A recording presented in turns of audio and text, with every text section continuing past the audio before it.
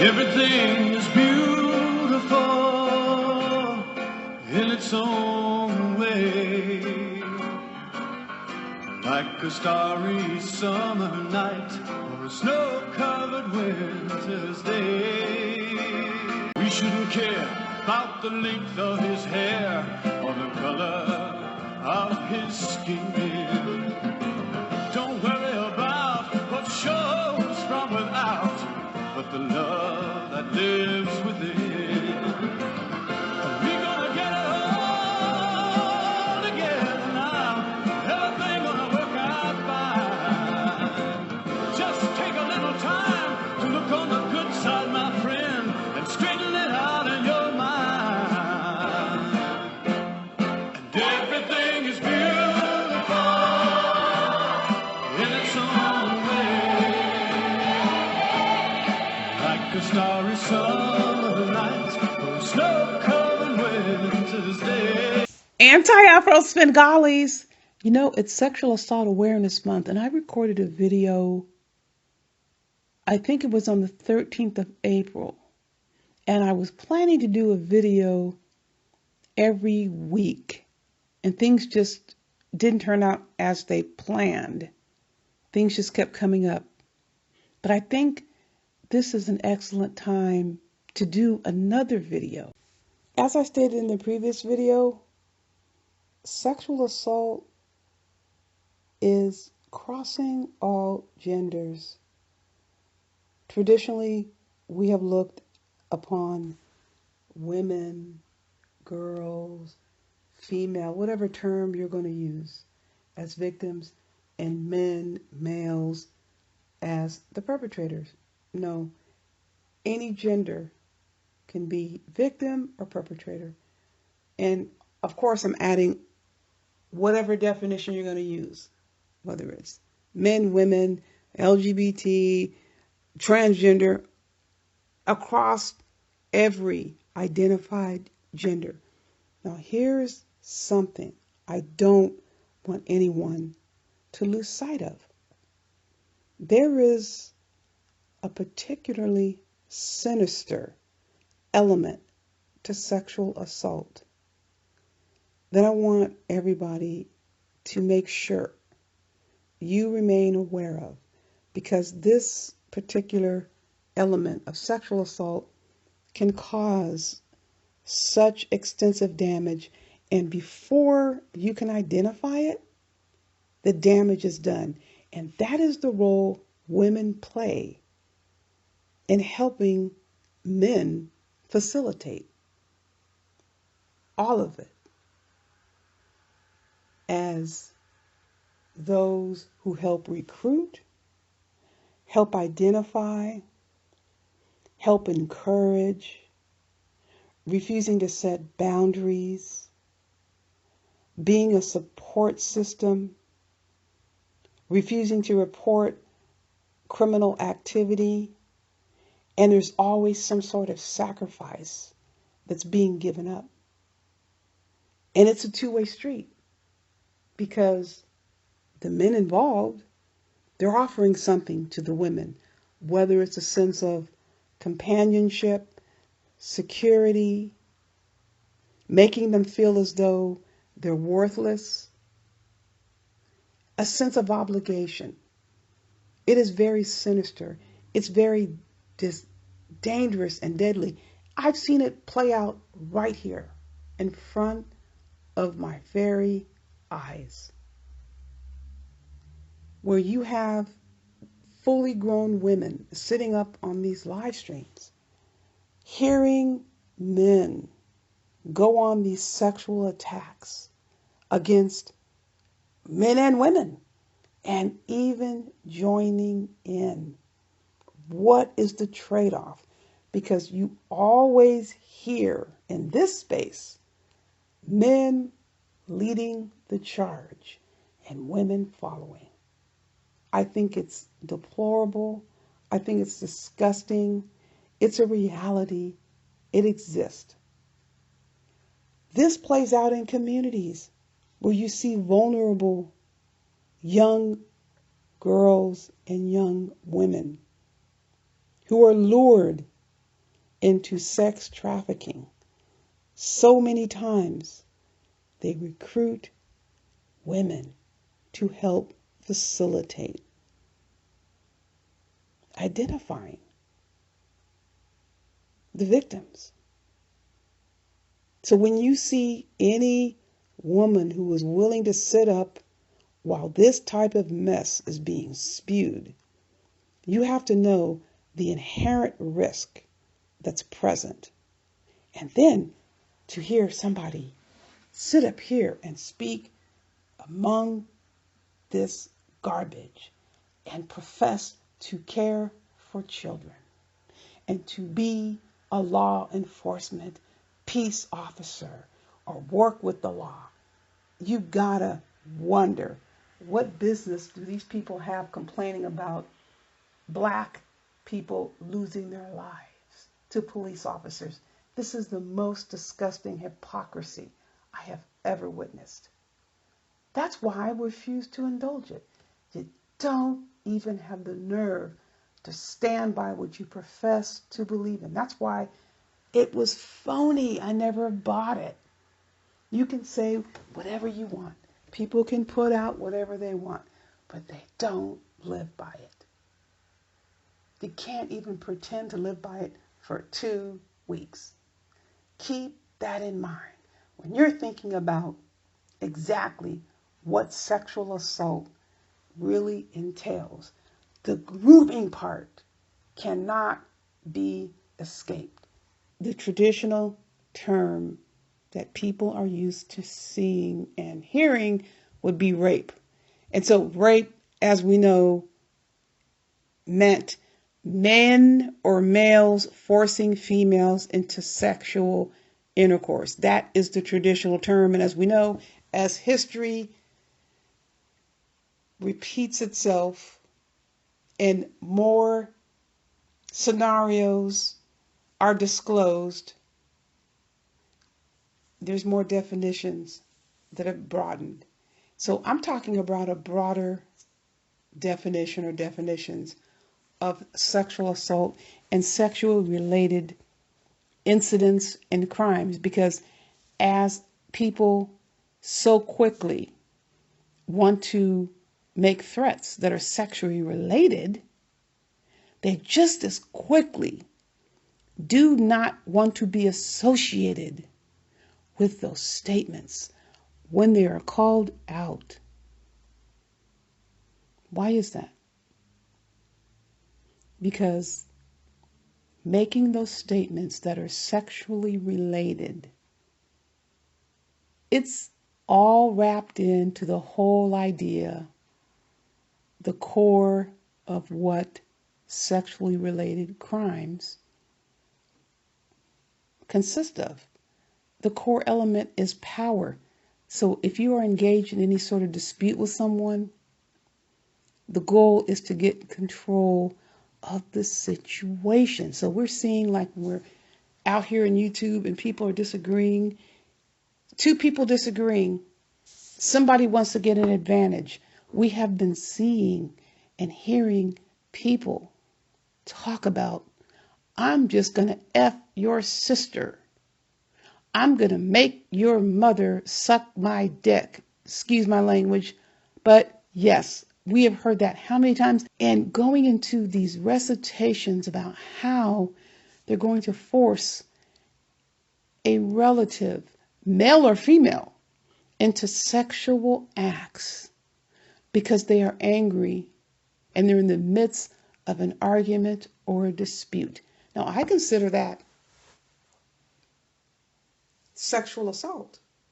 It may not be actual physical right here and now, but it is a form of sexual assault.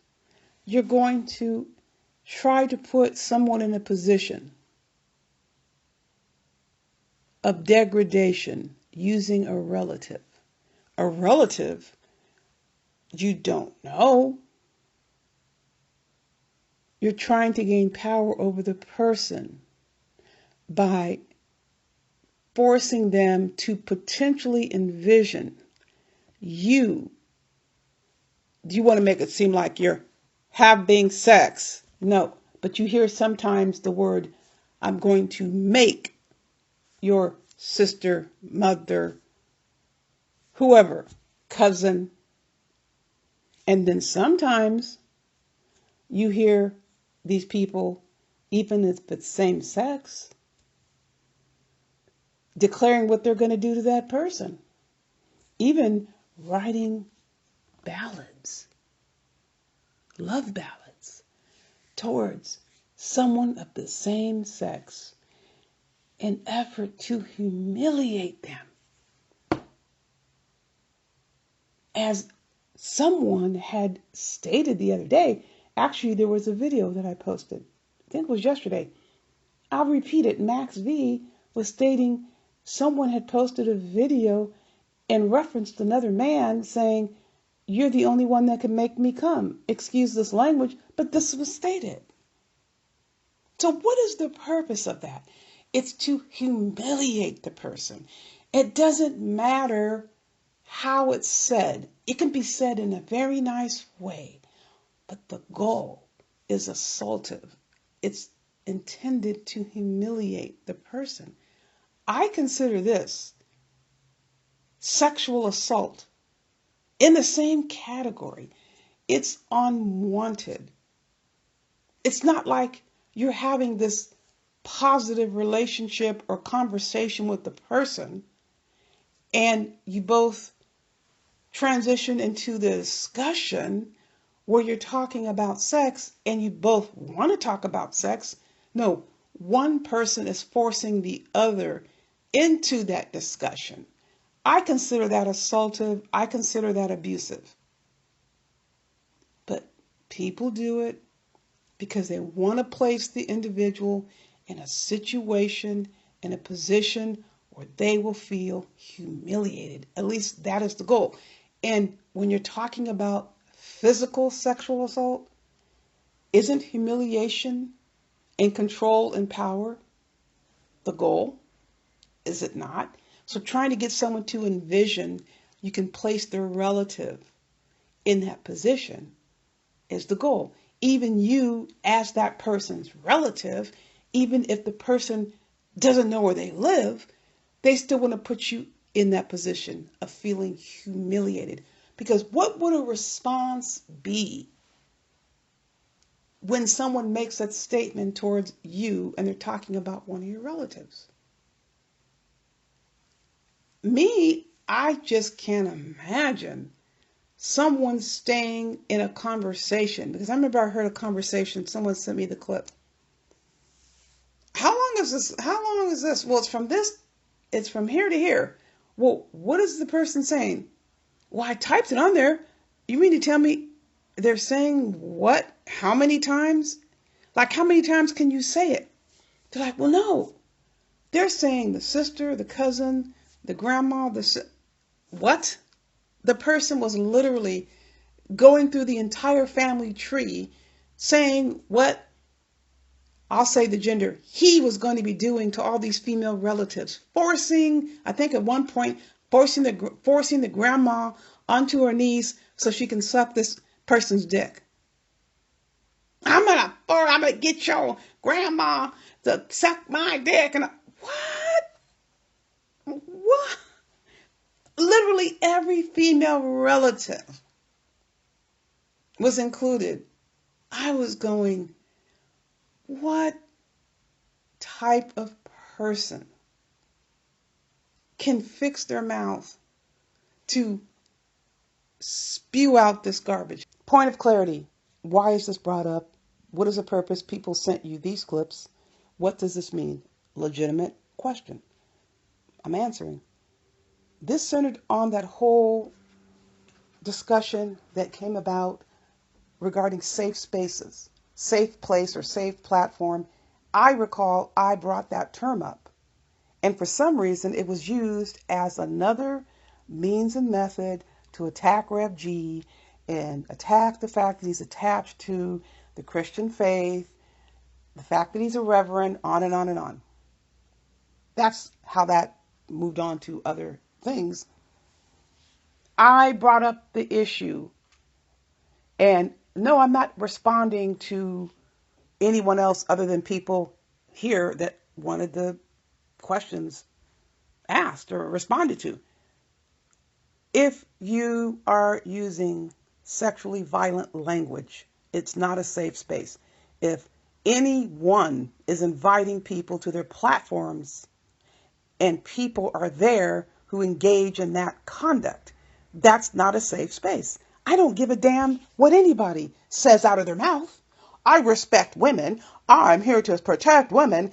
And if they turn around and allow people on the platform that are known to attack women, to attack children, and I'm not just isolating women and children, attack anybody using sexually violent language, including men, including gay people, including LGBT, including anybody, including the host, him or herself, with sexually violent language. It is not a safe space. Calling people bitches and hoes is not a safe space from my perspective. I don't give a damn from their perspective. I'm speaking from my perspective. If somebody is used to speaking in this manner, like you just heard me describe, and they're used to talking like that, it's the norm for them. So it probably will be offensive if you call that out. That's what I'm referring to. So I stand by what I stated. And this is also clear. People always try to muffle and stifle your expression when you challenge them for the hypocrisy and contradictions. Someone can speak for hours on end, but don't you dare talk for 5 minutes to rebut it. I'm going to come here and I'm going to speak for as long as I want. I'm going to say whatever I want. It is of no consequence if someone doesn't like it. Turn off this channel. You do not have to listen. How many times have we stated this? I will continue to make the statement as often as necessary. Now, let me tell you something. I have 3 brothers, and people can say whatever they want. I've heard my brothers say cuss words and plan things they shouldn't be doing. And I've even heard them say something about girls. I'm sorry, I cannot. No, you are not going to convince me that my brothers would say stuff like this. You're just not, people. For freaking 30 minutes, I started clicking through the timestamp because I was told the timestamp. It was like 28 something minutes, right? I kept clicking after I heard, it was so disgusting. I started clicking through the timestamp I was giving, and it was going on and on and on. Kept going on and on. The sexual references to relatives, to female relatives. And I'm saying to myself, what fool is going to sit up here and listen to that? You're just as foolish to sit there and listen to it. And this is my view. And the person hosting the live stream lets the person stay. You tell me, ask me, I don't get it. I don't get how anybody on either side would lower themselves to have this type of engagement. Now, these people, listen to this, these people want me to talk to them. What the hell would I be talking to someone about when at any second they just fly off the handle and start threatening to rape me? Do you want people to threaten to rape you? I'd rather not hear that. So if I'd rather not hear somebody threatening to rape me, guess what? I'm not going to go to their channel. But that's not good enough because I go off somewhere else because I go to different places. Different people are asking me to moderate their channels. I go off, I'm doing my duties to moderate, and here come these demons. Okay, so I've spoken to the channel, the host of the channels about this, And it's pretty much a given. If the people are not bothering me and disrupting my duties, I don't care if they come, because they're pretty much are giving me, well, what do you think? You know what? If they're not disrupting the live stream, if they're not coming on here to attack me,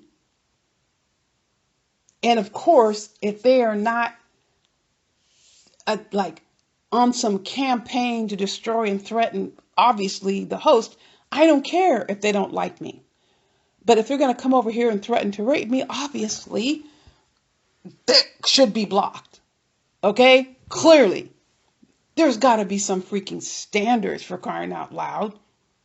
But if you don't want to hear them talk about raping you, they get mad. They want you to come to their live stream. Come to my live stream. I want to debate you. What? Debate whether or not I should sit there and hear you talk about raping me? Because I've been sent before clips. Okay, what does a clip say? They're talking about how you're a lesbian. No, thank you. I don't want to hear anything like that. It's always something sexual. Here, this clip is, you are a hoe. This clip is, you've had 20 abortions. And of course, none of these people know anything about me. The sexual part. This is a form of sexual assault. Absolutely. The target is humiliation. Why? Because you have refused to have any type of engagement. Now, when you're on social media, do you or do you not have the right to decide who you want to engage? You do. It is not fun to continue to sit around and have these discussions with people who also want to have the discussions. They want to try to pollute other people's psyche by forcing them into conversations. If that's not good enough, we're going to make something up. We're going to create something from whole cloth. We're going to find photos that aren't even you. We're going to find people who don't know you. And it always looks and sounds so ridiculous. Here's why. Because they don't have facts. Because they don't have actual information about you. It is not even worth listening to. But it is something so incredibly wicked. I keep telling people, because people are always sending me questions and asking me about this, the way to survive in this type of environment is not to allow yourself to be accessed. If you don't go to these places, if you don't talk to these people, how are they going to get into your psyche? It's not possible. It is ratcheting up because you will not talk to them. I've got to get this a person's attention. When you continue to be discussed, you continue to be the topic of someone's live stream when you're not even talking about the person, you're not even going over to speak to them or about them, you should be concerned enough to be even more determined to stay away. Because eventually they're going to drag you into something. It is not safe to be the, what do you call it? This is interesting because this is very interesting. She's obsessed over Umar Johnson. Oh, please, people. Umar Johnson is a crook who's perpetrating as a therapist. That is the goal. There is absolutely zero I want from Umar Johnson, and I never have and never will. That is the goal. That's very clear. There will never be any circumstance under which I will ever pursue any type of conversation with Umar Johnson. I do not care about Umar Johnson in that context. And it's clear people are aware of that. Either way it goes, do you see Beyonce suing anybody because people are writing articles about her? And no, I'm not comparing myself to any Beyonce. Any celebrity can sue because there's articles about them. And Umar is no celebrity. He is a crook. So yes, I'm continuing to do what I have always done. One thing you must always keep in mind, if and when you hear these comments, these sexually related comments, it's important that you capture them, because just a few words differentiating can make the difference between something that is criminal and something that isn't. If and when it involves minor children, indeed, that can be criminal. Now, there was a person that runs his mouth, has been known to run his mouth, and he did just that. He said it. I'm going to F your daughter. And apparently the child is a minor. But of course, the person sets out to deny this. How are you going to deny something that's on video? It was captured. You see what I'm saying, people? Be careful. If you ever hear of someone making comments about you in a sexual manner, record the conversation. And if you're uncertain whether it meets the criteria for a criminal act, call the authorities. There was a person very clearly making statements that were sexual torture in nature. Obviously, I'm going to report that. Now, we know there are a lot of people engaging in criminal behavior. Don't get discouraged if the SWAT team doesn't show up in 10 minutes. Your report is important. That's very essential. Talking about Sexual Assault Awareness Month.